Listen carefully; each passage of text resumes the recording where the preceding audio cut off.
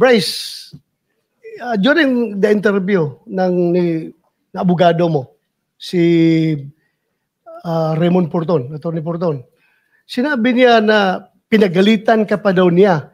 Bakit ka daw namimili kung sinong sasabihin mo? Totoo ba ito? Hindi po, Your Honor. Ako po ang nagalit sa kanya kasi mali po yung information na lumabas. Ikaw ang nagalit sa kanya? Hindi naman po. Pero sa interview niya, sabi niya, pinapagalitan ka niya dahil namimili ka lang kung sinong ilalaglag mo. Hindi lahat sinasabi mo.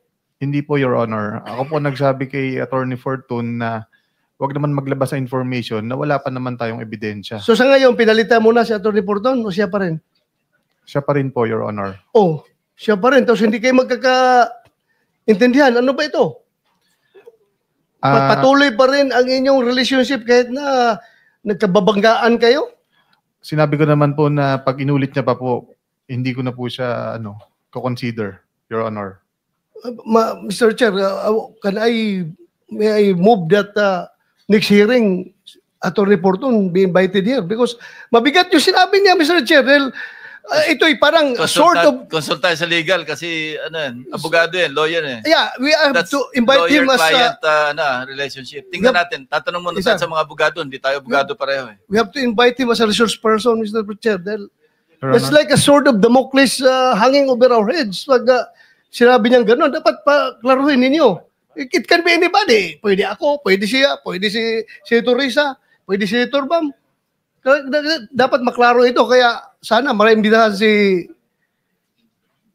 Attorney Porton. I got the feedback. That's confidential yun. That's attorney-client privilege communication. So, pero bakit niya sinabi sa media, Mr. Chair? Ikaw, hamonin mo na lang. Huwag na dito. Thank you, Mr. Chair. Salamat. Pero Mr. Chairman, yung kliyente na mismo, dinideny yung sinasabi ng kanyang abogado. No? So... Sige, Mr. Chair. Sa Soler, Mr. Chair, yung binhanap natin na tao na gumagawa ng fake na ID, andito ba? Torigusa? Halika. Archibald Torigusa. Engineer, siguro may utang pa to sa inyo, no? Your Honor, malaki po utang pa sa amin. 24 million, ano? Opo, Your Honor. Mamaya, tanungin natin. Mr. Chair, yung movement ng resource person papunta sa upuan, deducted yung sa time, Mr. Chair, ha? Per segundo yung pagbilang nila. Kaya nga.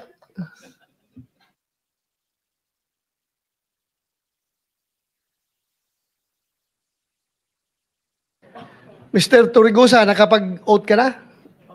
Kanina? Opo. Ikaw ang tinuturo na gumawa ng fake na ID dito sa kay Engineer Alcantara at Engineer Bryce Hernandez. Is it true?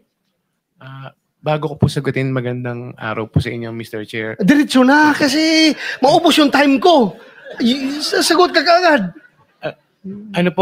Hindi po akong gumawa or nagpagawa po ng mga Sino? IDs po nila. Ako po ang sinamahan ko lamang po sila sa membership counter upang magpagawa ng mga cards nila ng membership.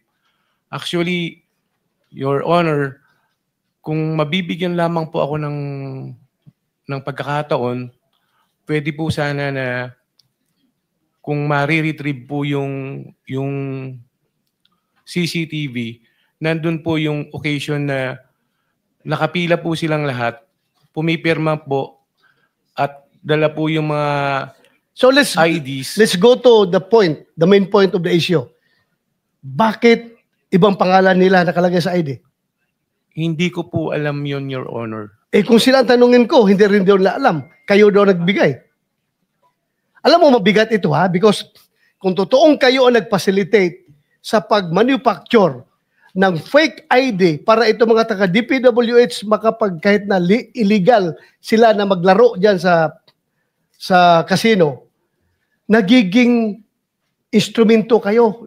You are not only an accessory, you are an accomplice to the crime na inubos nila yung pera ng gobyerno sa paglaro dyan sa Soler dahil kayo ang nag-facilitate. At yung pag-facilitate ninyo ay talagang krimen yan. Falsification. Gumawa kayo ng ID na ibang pangalan para hindi sila matunton.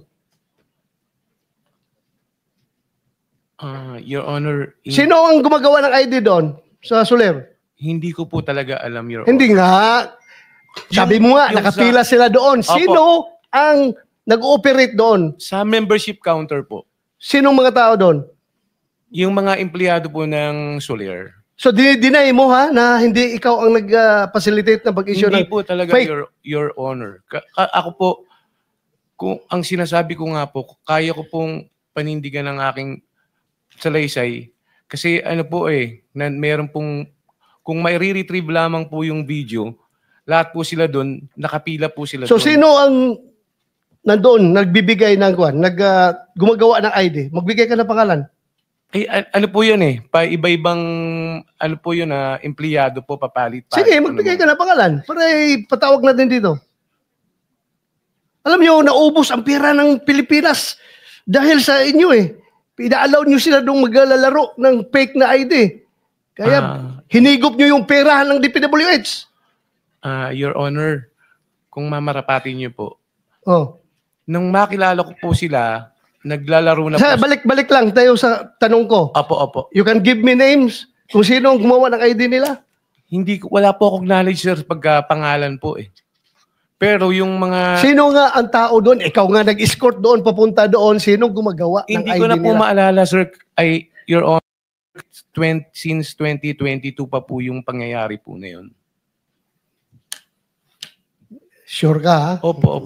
You can be cited in contempt pag nagsinungaling ka dito. Hindi po ako nagsisinungaling. Ikaw lang ang hindi milyonaryo na makukulong ngayon dito. Lahat yan, milyonaryo yung bilyonaryo yung na-contempt namin. Ikaw wala kang pera, pero sasama ka doon sa baba. Ako nga po, Your Honor, yun po ang kinakasama ko ng loob. Siyempre.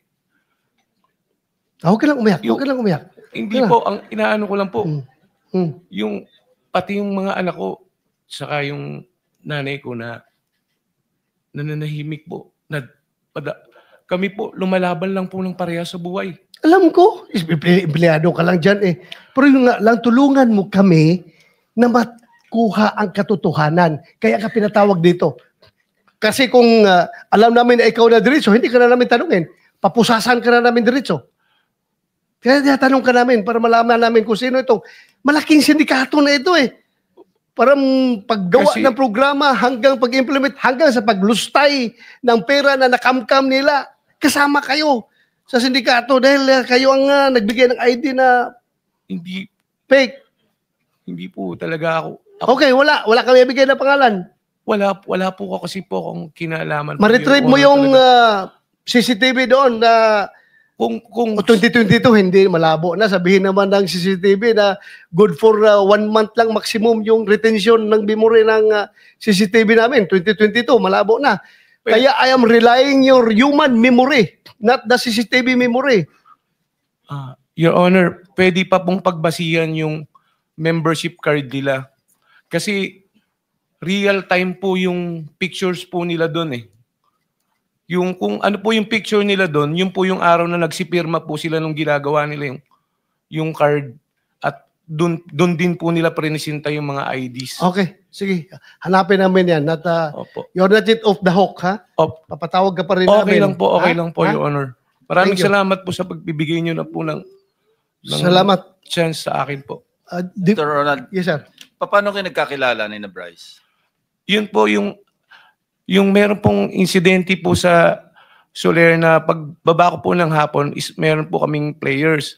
Naglalaro po sila sa ibang tables, maingay po sila, masaya po sila.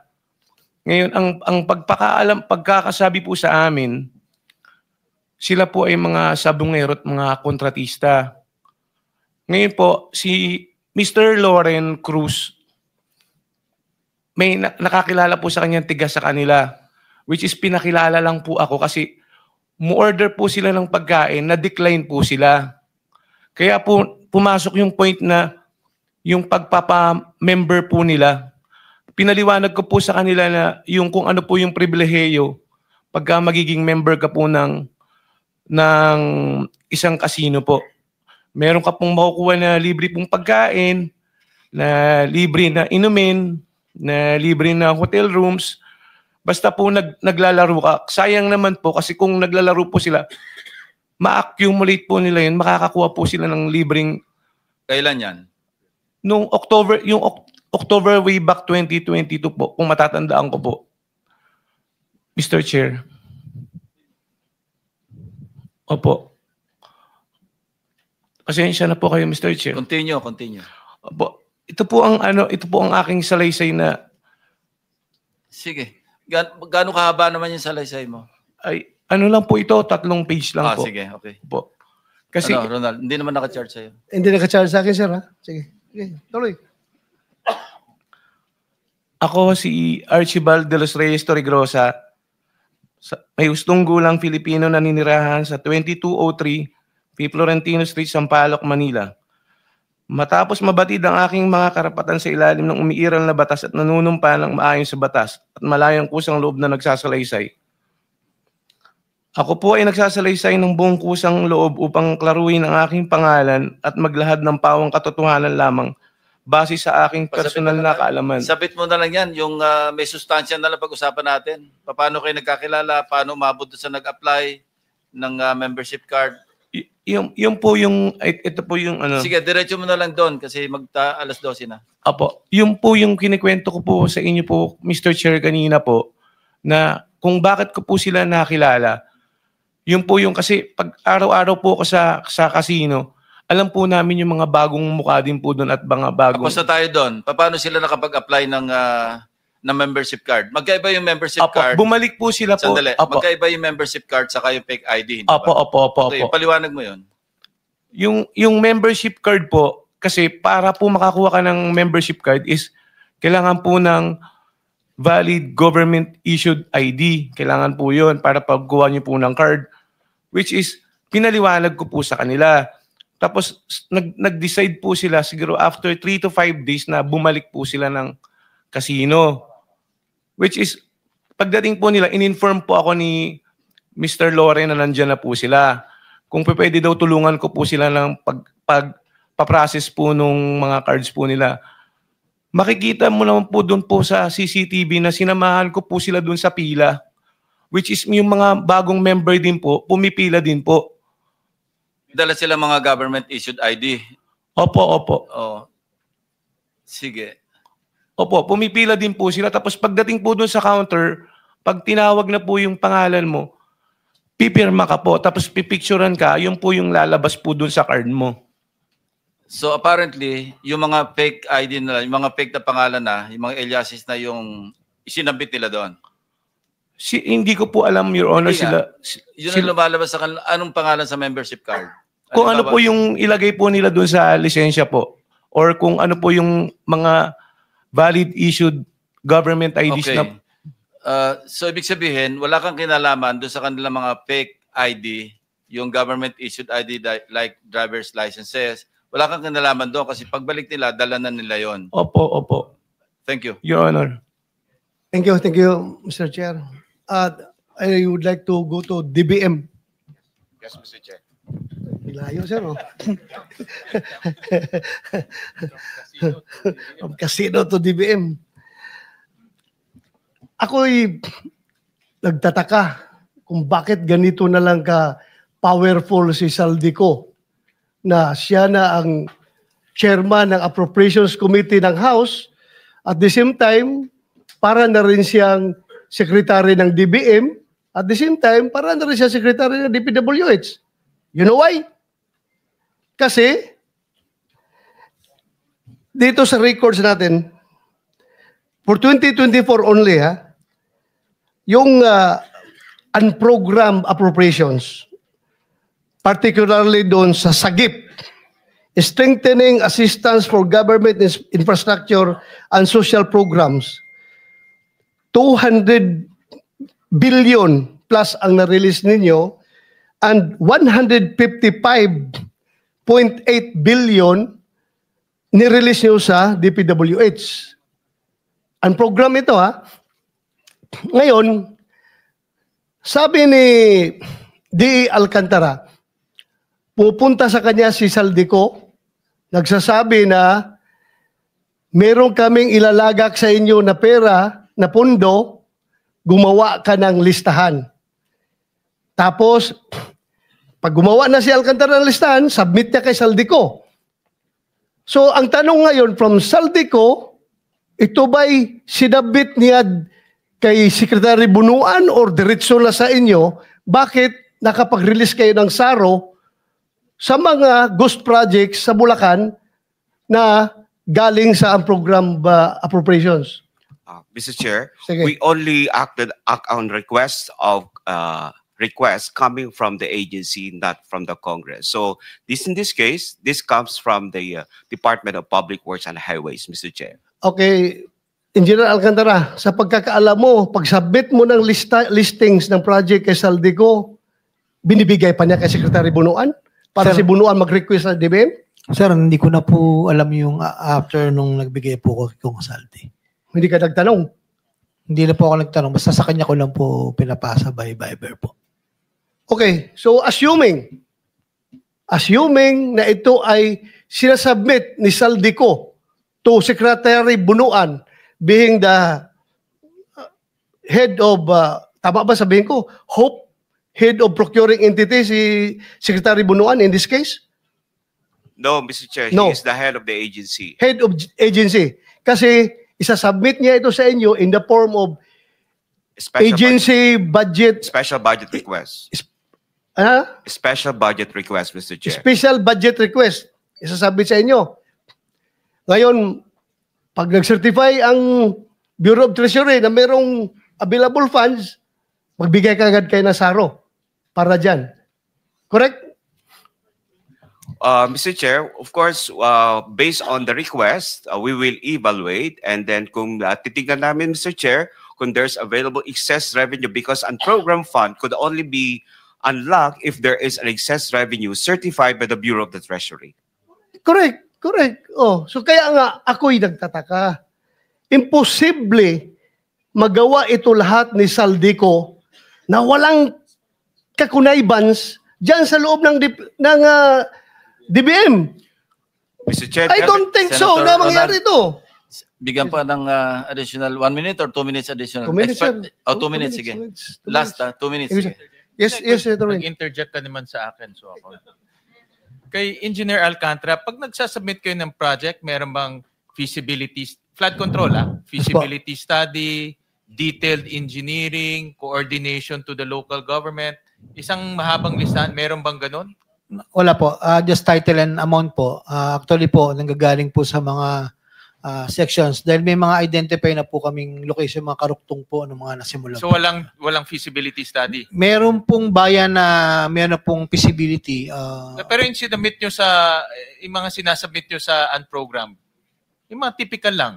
Title and amount lang, Your So Honor. walang feasibility study, walang detailed engineering, kasi Yes, Your buo-buo Honor. siya eh. Title and amount lang. Yun nga sinasabi namin, Yusek Toledo, these are not shovel-ready projects. Bakit nalabas yung pondo kung hindi siyang shovel-ready projects? Yan ang nanggaling na kay Engineer Alcantara. Mr. Chair, we have a certification also coming from the agency that is ready for implementation based on the forms and even the submission and even our documents will show you. At the same time, Mr. Chair, given that yung under the administrative code, sila po dapat ang may mandato to identify, plan, secure funding for programs, design, construct, or undertake pre-qualification bidding and award of contracts of public works projects. So, mean to say, sila po talaga ang Napakadali lang mag-identify, ang Mr. Chair. tanong dito, napakadali lang.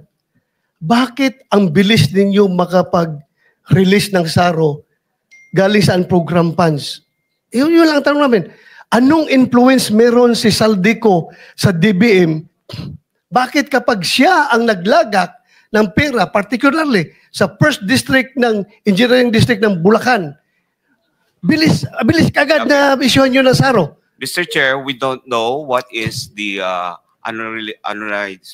Congressman Saldico as far as 5.1. the influence niya sa project, because that is already Hindi ako by nagtatanong. agency po. Hindi ako nagtatanong influence sa project sa inyo, Wala sa po. DBM. Bakit Wala po. approve ka agad? Mr. Chair, we only follow what is being Or prescribed by the ganito, guidelines. ganito. Baka hindi ay ikaw nilalapitan.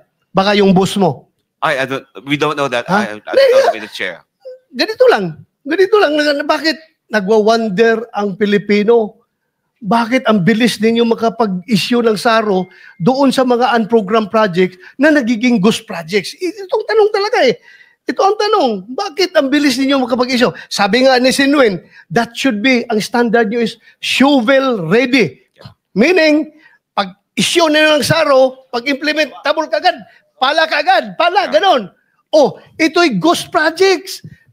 O paano kayo nakakaroon ng shovel ready na ghost ang napuntahan? We don't know Ano about, ito? Mr. Chair, we don't know about the ghost. Kasi ghost project could only be determined once it's not being approved as one.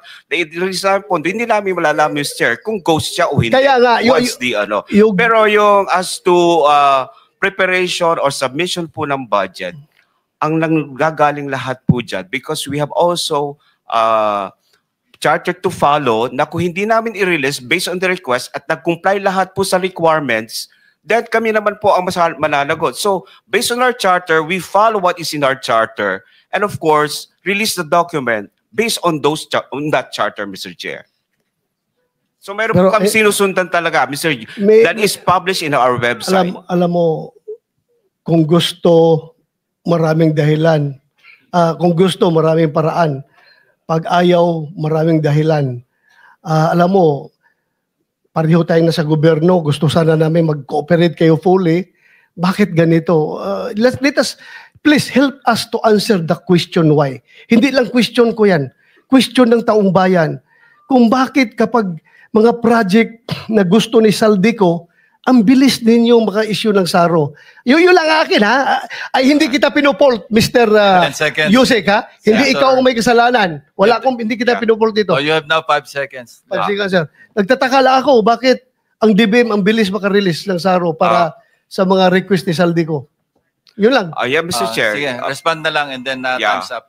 Lahat po tayo, sir, Mr. Chair, we are ruled by law. So we follow what is in the law, what are the rules and regulations. Yun lang po ang masasabi ko. We have the charter and we have to obey that charter and we have to follow that. Because kung di namin sundan yon, kami naman po ang malalagot. Kaya That's my concern. as I have said, Tapos na po Hindi yung time nyo. sir, Tapos ka na kunti kanina lang. pa. Oh, sige. Hindi kita pinopolt dito. Huwag mo sabihin na, baka sabihin mo na naman si Senator Bato, gustong baliin ko yung batas para, sumunod tayo sa batas. Yeah. Ha? Thank you, Mr. Chair. Sumunod tayo sa batas, pero ang tanong ko lang, sana may sagot. But anyway, hindi mo kayang sagutin, wala tayong magawa. Thank you, Mr. Chair. Senator De La Rosa.